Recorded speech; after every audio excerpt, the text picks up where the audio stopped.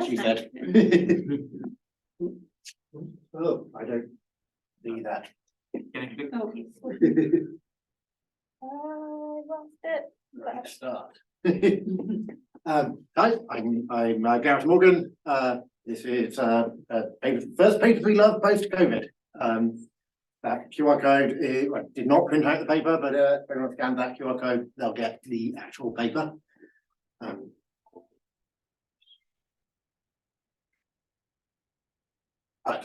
representing the original NeRF paper, representing themes as neural radiance fields for view synthesis. By that long list of people. Yeah, I have nothing to do with this paper. Again, like if you're not familiar with papers alive, it's not like I'm talking about my research. I have nothing to do with this. I don't think it's cool. They're mainly NVIDIA people, the GPU manufacturer, and some other people like Ravi Ramamoorthi is one of the not quite founders of computer graphics, but he's a very respected computer graphics researcher for many decades. And I'm sure all the other people on that list are awesome too. Yeah, I'm Gareth Morgan. I'm currently at Autodesk. This is not an official Autodesk event. That's my Twitter. We are hiring though, by the way, if you scan that QR code, including some actually in the DMV. And I work remote, so feel free to look it up. Nothing about me. I actually have almost no AI machine learning background. My background is computer graphics. I've done this is third or fourth papers of love I've done in various locations. But all the previous ones have been entirely computer graphics based. So this is my first venture into machine learning, and I'm sure I'll make many mistakes. Feel free to point them out in the Q&A. I generally think it works better if we have a Q&A afterwards versus people interrupting in the middle. So yes, take notes. Feel free to point out all the horrible mistakes I made related to machine learning at the end. And I'm happy to go back to a particular slide if you needs paper for that.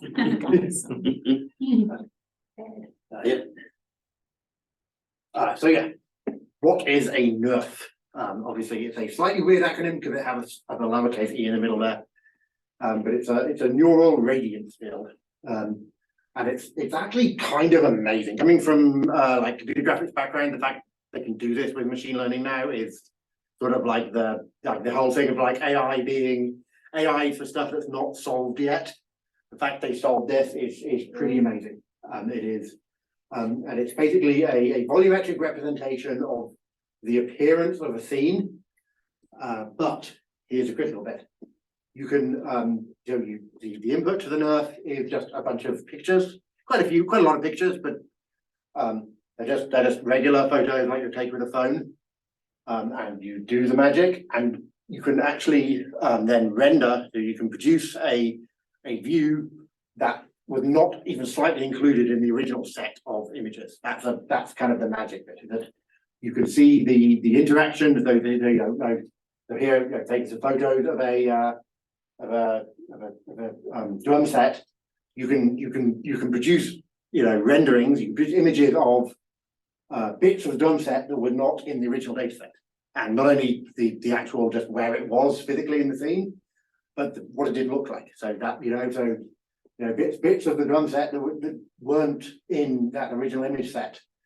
You can walk around, you can render them, you can view them using 3D graphics. But that's like, again, coming from a 3D graphics background, that is just like, wait, what now? What? So how do they do that? So the key point is they actually the first thing gets a static scene, so there's no animation. Again, this year's graph, people are talking about ways of doing animated scenes, but it's a static scene that doesn't move. You render it as basically a cube of points, and each point has is a 5-dimensional function. So you have the radiance emitted, which I'll get to in a second, from each direction for each point in space. So you have it's a 5-dimensional function at each point in space. If we stallions into rendering for a second, because again that's my background. What does radiance mean? So it means so for each point in that cube in space, how much light will reach my eye but it's not just from the point of view of the camera. The photo was taken from any point in space. How much light will reach my eye? So that's the theta and the phi is saying so for each point in space, how much light for each point in space and for each possible view direction, how much light will reach my eye from that point. So it's a pretty crazy thing. It's like it's not just a brick of numbers you're generating. It is a 5-dimensional function at each point in the world. So to step back a bit, again, this is in the paper. They do this. They talk about where how we reached here.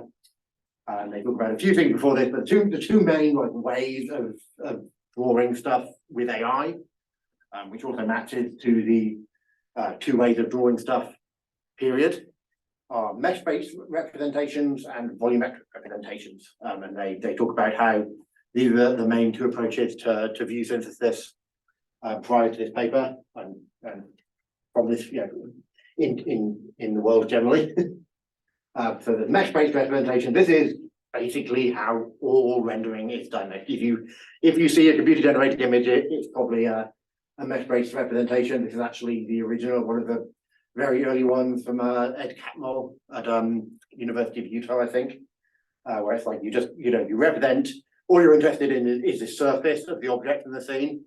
So you represent them, and the most easy way to do that is piecewise linear representations in triangles. So that's the simplest way to represent a surface. And so you get a big computer, you chuck triangles at it. You have a whole bunch of triangles representing your scene. You chuck it at you chuck them at the machine. And then from an AI point of view, it's like, well, what if in a traditional rendering, it's you have an artist that models this hand, and and you just that artist generates a big list of triangles. You send them to the machine renders them. What if AI did that? What if you could actually generate? What if there was no artist methodically rendering that? What if you could just solve it using AI?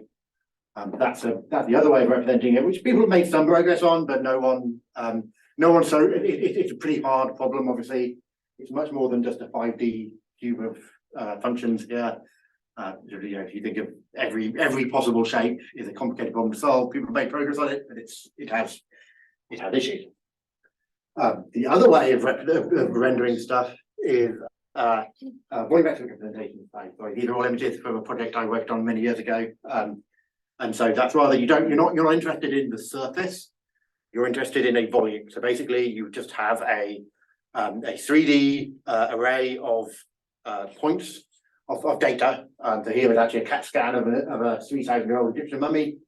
You take that, and you don't try and produce a surface from it. You just render it. You just say from this particular point of view, what would I see based on some set of parameters? Based on I have this three-dimensional array of data, usually representing like density or some other material properties. How do I draw that? And that's again, this is not a recent thing. It's not something that was done for machine learning. This has been the 2 ways of rendering scenes for the last how many decades. Specifically, well, the other way to do it, when if you have this cube of numbers, cube of numbers aren't very interesting. You want to actually draw something, and the way you do it with ray marching. So you just move through. You take a point and you move through. You're using a small delta, and as you accumulate the values in the volume as you're marching through the cube. And at some point you say, well, this number, I've accumulated enough stuff. Now I can actually draw something, and I accumulate that back to the image.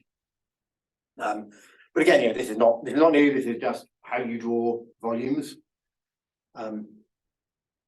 So how do we go? So yeah, that seems again. I'm a rendering engineer. That seems pretty straightforward. You have a cube of numbers. You can ray march through it. Get a color back. Do some lighting. Everything's good. how do you go from just some input images to this? And okay, for the rest of this talk, I would like to point out, again, I'm not particularly a machine learning expert, so I'm sure I'll make lots of mistakes for the rest of this talk. So the way you do that is with neural techniques. You basically, so each point, what you're actually doing, so instead of just being a cube of numbers, at each point you have this 5-dimensional function, and you're attempting to solve that 5-dimensional function using machine learning. So at each point of your ray march through the cube, you're not just reading a number from a file on disk. You're actually doing you're attempting to solve a 5-dimensional equation using machine learning. And at the end of the day, and there's some implementation details, but basically it's the same process as you would with just a cube of numbers. And specifically, the technique you use to, or in this paper, they use to solve that problem of how do you solve this 5-dimensional number? That's a pretty complicated case. So, typically these volumes are, back when I was doing volume rendering, it was like, we had software that could have a 256 by 256 by 256 texture, and that was a big deal. Now it's 4K by 4K by 4K, or 8K by 8K by 8K, or 16K by 16K by 16K. And that's just with just with numbers. Now we have each one of those little cells is a 5-dimensional function. How do we solve it? And the way we do that is with a multi-level perceptron. And again, not my expertise. So the traditional approach to neural networks is you just have an input layer and an output layer. And people talk this up a lot. You just have so basically you have each input point. So in this example, it would be I think it would be a pixel in one of the images. You just feed that into a neuron that just basically produces a weight, and at the end of the day, you output that. There's an output weight that says, okay, based on this input, I want this output. So your input is all your images that were taken with the camera, and your output is one of those little points in your 5-dimensional. It's a 5-dimensional function at one of the points in the cube. But that was really just having two networks became rapidly not a thing. You couldn't represent any kind of complicated data in that way. So you actually added by adding multiple layers of neurons between the input and the output layer, you could produce you could actually solve realistic problems. And then by then having a feedback loop that propagated the error. Obviously, at the end of the day, you have an error. So one of the so actually the original application for this was very early automated cars. I think they went like 1 mile an hour, and I think was it Princeton, maybe Stanford. They had this car that would like drive around. Again, this is like the limiting factor was how many computers. Like, well, if they car, it's a van. It's like the limiting factor was like how many computers could you fit in this van that would drive around at 1 mile an hour, and it would say the input would be what the image, what the camera see, and the output would be like where you want to turn the wheel. I think by adding these multiple layers, you'd be pretty good about driving around a road. But in this example, what we're actually doing is it's not just a left or right, it's a raycasting. So what we're actually trying to do is, as we're raycasting through the volume, it's not the right. There was meant to be something else over here. I didn't. As you're raycasting through the volume, you're doing all of this. So at each point, the output is the results of the 5D function, and the input is those images you took at the start of the day. Those images on the left there.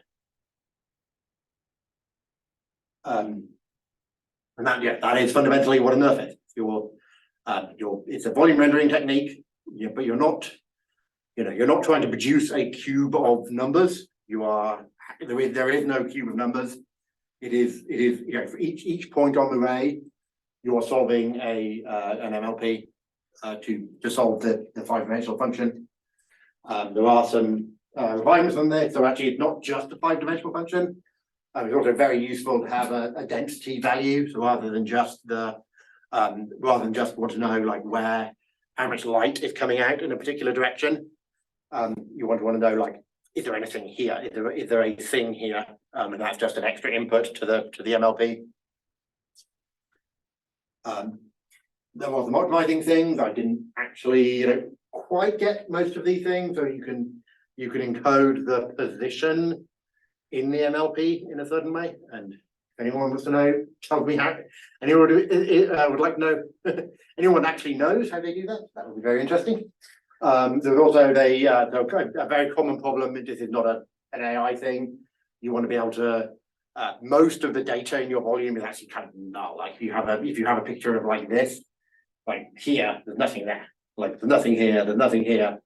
So you can actually graphics have come up with a lot of ways of storing that hierarchically.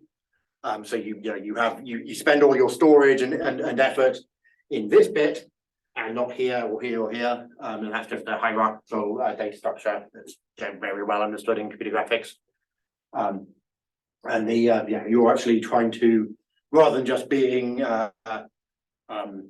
having an incremental rather than ray marching with a constant step each time, you can actually you can vary based on your hierarchical data. You can have a variable step as you ray march through the graph. To talk about where this went. So as I mentioned, I was at SIGGRAPH this year. They talked an awful lot about NeRFs, but the problem was the original NeRF algorithm as specified here is incredibly slow. It's not actually. It is in computer graphics you really want to be ideally like 60 frames a second, maybe 30 or 15 if you're the thing called SIGGRAPH real time, where it's like, I just presented this paper. It runs at like 10 frames a second. And it's like, well, I need to run at 60 frames a second. It's like, it's interactive frame rates. And this was not even SIGGRAPH real time. It was really, really slow. The follow-up papers to this actually did some optimizations where they actually made it totally real time. You can totally do everything I've described in this paper, but in milliseconds versus seconds or minutes. Maybe I'll talk about that sometime. Or if not, look up instant NeRF. Again, sorry, I was a little faster than I expected. I did not practice these slides. So it's if you'd like to talk about this, now would be the time. How they did it in the paper, because I skimmed the paper like a delinquent graduate. But Gareth, you might know more about this. I think this natural language conditional encodings are often done by multiplying the input by a sign and a position, basically dividing up a sine wave and then multiplying by doing a point-wise multiplication, and you can kind of tell them where is the positional encoding. I think when you code it, you have the positional embedding like that. Then you multiply it by some form of multiplications in the neural network, and then you multiply it. Because nowadays, what they use some like random numbers, and after you do the whole optimization, the random number become like actual value, optimal values. So that's how they do it, I think. But I just don't know. I think they do like standard optimization, deep learning, for this. I can have well, it's like, I believe it's end-to-end like differentiable, so they probably use, so there's been a lot of work in this area since like NeRF came out, and there's there's like a GitHub project called NeRF Studio that like came out like recently, where they implemented, it was like researchers at Berkeley, they basically, it's kind of like a software like library that implements not only this NeRF, but all of like the recent improvements of NeRF. And when I was looking at the positional encoding, it was, I mean, I think it's like one thing to like see the math, like I can't just like, oh yeah, I can't get it when I see the math, but I guess what was interesting in the paper was that if you don't use the positional encoding, you don't get like that high fidelity, like that high resolution kind of quality. So, and then and so like they mentioned that, I guess it's like just with the 5D input, it's not enough. So that's why they use the positional encoding to kind of transform that input into like a higher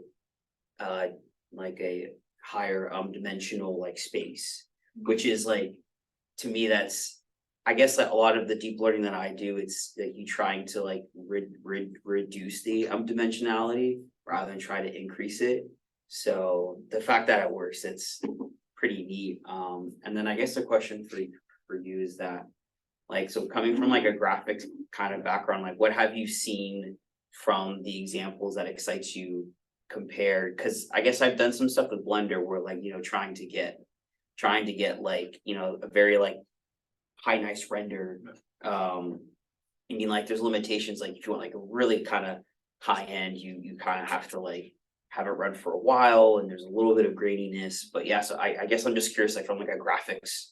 So the big thing I excites me is the general scene synthesis is awesome, and it will be like there will become a time where that's just the way you render, not just like it's like shaders or normal maps. That's the way you do it. But the thing I think in the short term, the thing that excites me is actually the relighting problem, which is solved by this, because you do have that 5-dimensional function that, like, as obviously you have the surface, but you also have the material properties of the surface, and it's actually it's one of those things. Well, that you have a photo, right? You have what the surface looks like. But actually, that's what the surface looks like. It's not what the surface, the material properties of the surface.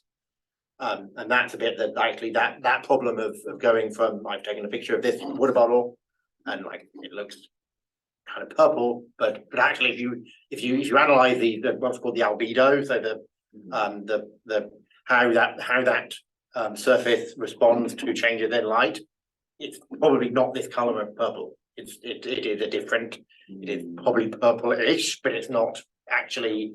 If you were to produce there's two parts of it. You could produce a 3D rendering of this that has all the points, and that's actually been a solved problem for a long time. If you can use photogrammetry to just produce a whole bunch of points, and what shape is this object, that's fine. But the actual, what are the surface properties that describe how light reacts to this surface? Solving that problem with AI is what actually interests me. Is that something that you just is that the BRDF? Do I know? It is the input to the BRDF, so it's actually the as far as the BRDF is concerned, it's the properties. Mm-hmm. They're constants. Obviously, they're not constant over the surface, but right. For each point, they are they're constant. Right. So is that something that you just have to gather a whole bunch of data and then like brute force the data? Yeah, pretty much. It's like, and there are machine learning. Yeah, you have all these training sets out there. Like people have done a lot of taking pictures of objects and then studying their actual albedo and their actual specularity. But to actually do that from just like, I'm taking a picture of this, give me a.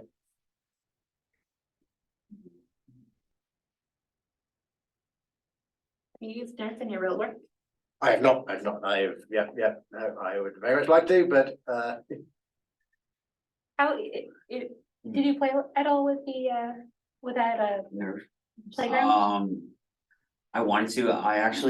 It's really interesting. Like, I guess like I read that like the documentation. So like I read the paper, but then I read the documentation of this library, and they actually like have a really nice explanation for NeRF in the positional encoding. So I was just kind of reading through it. I think like this kind of makes me want to play with it. And then what also got me very interested in NeRF is, I believe like at Tesla, they had their AI day. And what they're gonna work towards is like enhancing their understanding of their cars using NeRF, I guess, or kind of like having the final like reconstruction of what the car sees using NeRF. And they kind of alluded to how like, oh, like that NeRF can help improve how like AI like understands like a scene or reconstructs. I mean, like we can see that it can like reconstruct objects very well, but what about like a whole scene of like a car moving? So I think that's what really piqued my curiosity, where but I guess yeah, so I guess in like long story short, I haven't looked at it, but I think it's like really interesting. But I think just with like all like great like advancements, like having really good like coded infrastructure to like actually play with it, because I can imagine there's a lot of kinks that they had to iron out to make it, or like to reach all the improvements that they have. Yeah.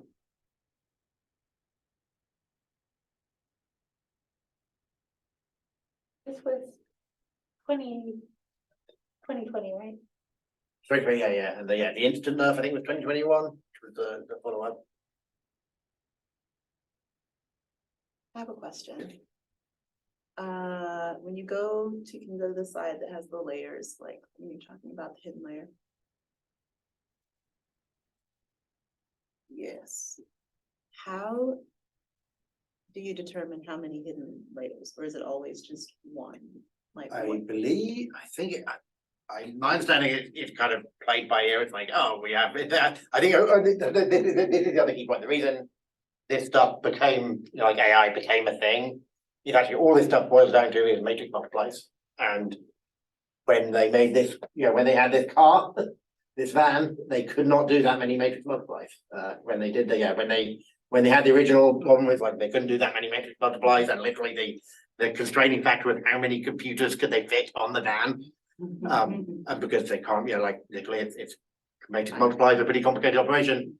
With GPUs nowadays, you can do a lot of matrix multiplies. So I believe, and my understanding is, it's basically a function of how much compute you have. Like, yeah, again, I'm not an ML person, so that's incorrect then. I think a lot of the assignment decisions is just like, there's really not like a science to it. I think a lot of people are just like, oh, I'm just gonna try, like, I've seen a lot of like powers of 2, right? Like, so like 16 hidden units, or like each like layer is like, I've seen like 16, 64, like 128, like, why is it powers of 2? I think it's just people just try it. I think people try kind of like different values and see how it like helps. But the general thing is, if you add too many layers, it's gonna like overfit. So kind of like it will learn to memorize your data, but then when you want it to like try to generalize to something, it will just perform really poorly. But I think here, what I'm trying to wrap my head around is, with NeRF, can you train it on many objects or just like a single object? So, because I think, like, I think with NeRF, if you want to like render a new object, I think you may have to retrain the whole network. I think so. Again, this is also I'm also somewhat sketchy on this, but I think the training set is entirely there is no prior training. I believe it is entirely just the pictures. Am I right in that, or is it actually a training set of just like you've taken a bunch of photos and produced a bunch of 3D models? My understanding was that the training process was the process of going from your photos and you're optimizing basically that volume for that specific object. Yeah, I think So the it's very training object set specific. is you have a bunch of examples of different views of that object. So Yeah, you the know, like, photos you're photos making, all like around it. One thing that might be really cool along those lines is there's this, I guess, field of few shot learning or I guess, I'm thinking of a particular network or a particular approach called MAML, which I think is It's multitask learning. model agnostic. Model agnostic, okay. I don't know what the. Meta learning? Yeah. Yeah, Model- yeah, that's model- kind of, yeah. Model agnostic, with our power combined, we will Yeah, remember the acronym. yeah. Which basically, it doesn't free you from having to train for a task, but basically it's a method of, I guess, pre-training or a weight initialization that works really well for a bunch of tasks. So you don't need as many input images in order to train a really good network. Which might let you take just a few photographs and still get a really good object out of it. Yeah, the Curious big if it's brand, applied big here. brand languages.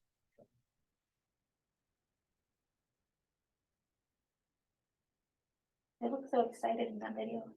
I think that the CBPR 2022 have a no voice reconstruction of that. Really? So is that from like pictures from the camera or is it from like point clouds from the LiDAR data? So I think they have all those scene reconstruction from the open source data set. They can apply that for a scale. Kind of Adobe research. They do that.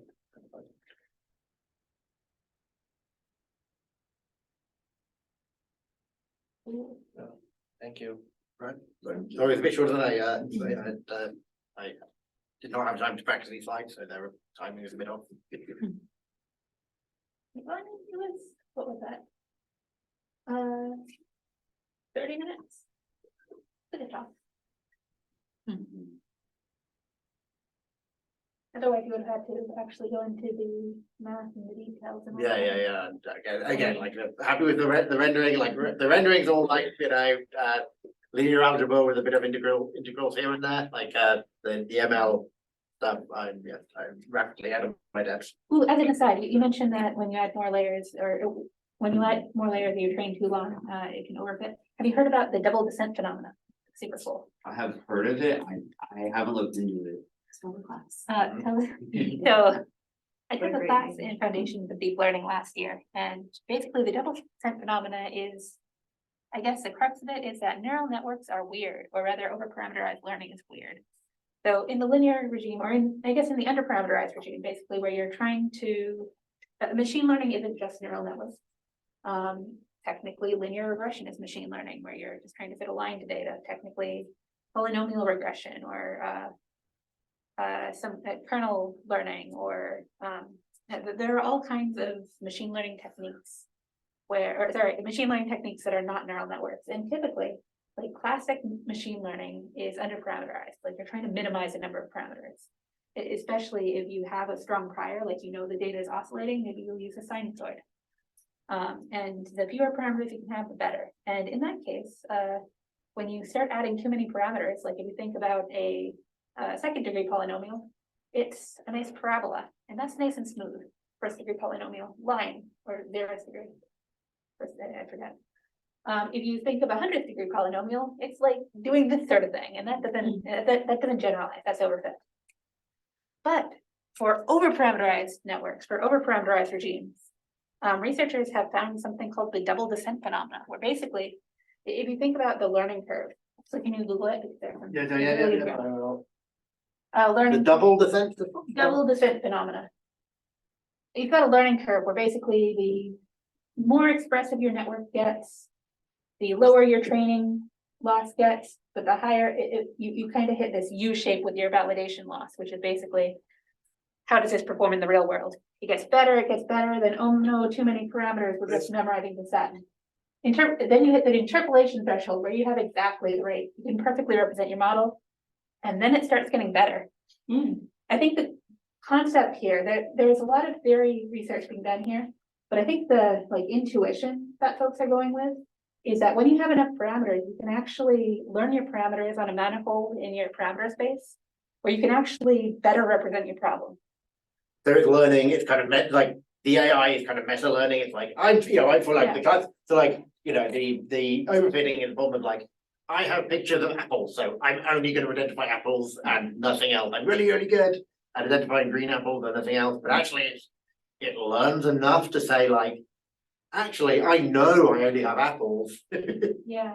And I think it was one of the ways it was explained to me is, let's say you want to win the lottery, you want to find that perfect model that perfectly represents your data. The best way to win the lottery is to buy all of the tickets. And then you can throw out the tickets that you don't use. But like to get that winning ticket, you need all of them. So over parameterized learning is super weird in conclusion. Yeah. So is there something that they do once it reaches that interpolation like threshold that it like, This or is you just let it train? just let it forever? train. This is a phenomena observed across different networks. There's been some theoretical research in more simple MLPs. But you see it in ResNets, you see it in convolutional neural networks, densely connected networks, Even transformer too, right? that transformers do it too. Yeah, we do. It's, So I like to picture this as like, I think, second peak, it's more like, it's sort of becoming a hash table. Like it's like remembering everything that it has seen before, all data points. And then like, as you keep on training more and more, it's like, wait, I haven't seen the things that I'm seeing in the test set. So maybe my hash table isn't good enough, so I need to generalize from my all the seen data points and then like it generalizes. So that's where the tester again goes down. Yeah. Yeah, my understanding, and I don't do machine learning theory, so this might be out of date, is they haven't been able to prove very much about this. But it's something that empirically folks are seeing across different networks. I think they're like numerically improved a lot of machine learning seems a bit like. So there, I know, I'm friends with machine learning theorists who would say that the field is becoming more formalized, like you can, there are ways to initialize networks and to set your hyperparameters in a scientific way using like the eigenvalues or the Hessian or whatever else, where you don't need to do that. Typically with training a machine learning algorithm, at least for me, I just kind of make a for loop, have a bunch of parameters, and then I choose the network that does the best. And I'm told I shouldn't do that anymore because that's the old way. And you can prove a bunch of things about linear systems or single layer MLPs, especially ones with infinite number of neurons in it, which I don't really know what that means. And you can prove things about stochastic gradient descent, but getting to the solvers that we actually use and the networks that we actually use, it gets a lot harder. And that is my lecture on machine learning. I hope you enjoyed. I can't resist to ask how do you use an infinite number of neurons? Do you get this infinite number? This is a theoretical thing that you do during analysis. If you need a hotel with an infinite number of rooms. And basically you work in limit space. So as a limit approaches, blah, blah, blah. This is the universal approximation. I think in universal approximation, I'm thinking in particular about neural tangent kernels, which assume an infinite number of neurons. If you assume an infinite number of neurons, basically you can then do some really cool math about how during training, how the gradient of I guess the dynamics of the gradient during training. So how the weights of that neural network evolve over time. And you can actually find a closed form expression for that. So you don't, basically when you're dealing with an infinite number of neurons, you're not actually dealing with that. You're dealing with another function that nicely represents an infinite number of neurons. And that's used in a lot of analysis for setting like training parameters. And I don't really understand it. So if that was confusing, it's because I don't know what I'm talking about. I definitely want to learn more about it because I guess like I train like neural networks a lot and just how like the network is so sensitive to like even like the learning rate. So Yeah. which is kind of like, so when you feed in data through the model, you get like your output, and then you know like during like training you compare it to the ground truth, and there's kind of like this loss or like this difference, and that then like it's back propagated, and then to sort of update those weights, you use like that learning rate. And I mean, but it probably, I think what makes neural networks really frustrating to work with is that like how clean or noisy your data is can really like make the problem a lot easier or like harder. So I guess the kind of one example is like something that I've seen is like trying to classify a dog or a cat. It's a lot different than trying to classify what the kind of a bird like species like that is, because the difference is a lot more like nuanced than like a dog versus a cat. So, but I mean, if like this kind of works on a lot of domains, then I'll just like tell like my boss, you just need to let it train long forever. Fine for GPUs. And buy for GPUs and just let it run. Yeah, that's true. Like for learning, Maybe propaganda. for learning rate, I think we do like scheduling learning rate. Mhm. So that can be monitored learning rate. And I think like they will have machine learning engineer piece, the deployment, the monitoring of the models really help a lot. Mhm. Right? Because it really help you monitor different metrics. It really help you give you how your model performs Mhm. and what learning rate you need to modify. Mhm. Yeah, I typically don't train a lot from my neural net, deep learning net algorithm. I never typically train more than 100 iterations. Mhm. And I thought I'm like, okay, that's more or less stable, Mhm. stable. So by that time, Mhm. yeah. So I worked on a project where it took a day to train a neural network and it was so terrible. I can't imagine what it is like working at Google where they train for weeks. What if you make a mistake? One of the image generation AIs like Mid Journey or one of I can't remember what it was, like yeah, like the cost of training it in terms of like paying licenses to the data set, buying the GPUs or something like tens of millions of dollars just like Yeah. just to And on that, so fluid dynamics, people are excited about machine learning because computational physics is expensive and it's driving all of these exascale computing centers that the government's purchasing because we want to solve weather Yes, and be yes, wizards and know everything. yes. Um, This is why they have to understand how it works so that they can legislate for the funding. Good luck. Yeah, no, But Yeah. it's kind of annoying seeing some of these papers where they run these I mean, I understand that there's a scientific process and we're trying to come up with methods, not like specific solutions. But some of these applications papers spend all this compute time generating the data. And then they solve a very narrow task and it's like, this costs 5 times as much as it would have just cost to solve the thing. And I don't think we've learned anything that we can generalize out of this. Why, I don't understand why this is, like, this isn't a good thing. I don't feel like I benefited. you need funding. When you professor, you need funding. yeah, You need funding. So basically, professor kind of suck sometimes. That means the class of professor. I don't know about you and me, but some professor. When you start out, you need to there's some open data to do, some problem to do, and you kind of pick a problem, and you engineer, you pick like fluid dynamics, right? And then you see the data because it's cheap, right? Well, not kind of cheap, but you can do it. He or she can do it. Now you do it. Yeah, you know. Right? And then that's how you make money. I think it also, you see it a lot with like engineers who are like, machine learning is cool. Let's throw that at my problem. So maybe it's a learning yeah, experience. but definitely it is a new hotness.